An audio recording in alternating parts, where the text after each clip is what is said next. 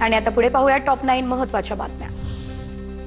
महाविकास आघाडीचे नेते मंगळवारी मुख्य निवडणूक आयुक्तांची भेट घेणार। मुख्यमंत्र्यांनी 2 सहकार्यांसह निवडणूक आयोगासोबतच्या चर्चेत शिष्टमंडळात सहभागी व्हावं। राऊतांचं फडणवीसांना हे आवाहन। मी जाईन असं वाटतं का? मुख्य निवडणूक अधिकाऱ्यांना भेटण्यासाठी राऊतांकडून आवाहन करण्यात आलं। त्यानंतर अजित पवार यांचा राऊतांना हटवला। निवडणुका जिंकण्यासाठी अजित पवारांनी बारामतीमध्ये घोटाळे केले, तो मुद्दा समोर येऊ शकतो, राऊतांचा निशाणा। पोलिसांच्या गाड्यातून पैसे वाटले, रात्री बँका चालू ठेवल्याचा राऊतांकडून पुनरुच्चार।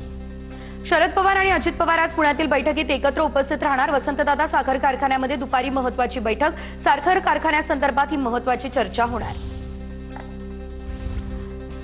निलेश घायवळ विरोधात ब्लू कॉर्नर नोटीस। इंटरपोलकडून घायवळ विरोधात ब्लू कॉर्नर नोटीस जारी, तर पुणे पोलिसांकडून इंटरपोलसोबत पत्रव्यवहारानंतर ही नोटीस जारी। अहिल्यानगरमध्ये आज शिवशक्ती आणि भीमशक्ती जनआक्रोश मोर्चा। बाबासाहेबांबद्दल आक्षेपार्ह लिखाण केल्याच्या निषेधार्थ रॅली। आमदार संग्राम जगताप आणि गोपीचंद पडळकर रॅलीमध्ये होणार सहभागी। आज राज्यभर वंजारी समाजाचं चक्काजाम आंदोलन। एसटी प्रवर्गातून आरक्षणाच्या मागणीसाठी वंजारी समाजाचं आंदोलन। आंदोलनामध्ये सर्व वंजारी समाजाच्या आमदारांनी सहभागी व्हावं। जय भगवान महासंघाच्या बाळासाहेब सानप यांचं हे आवाहन।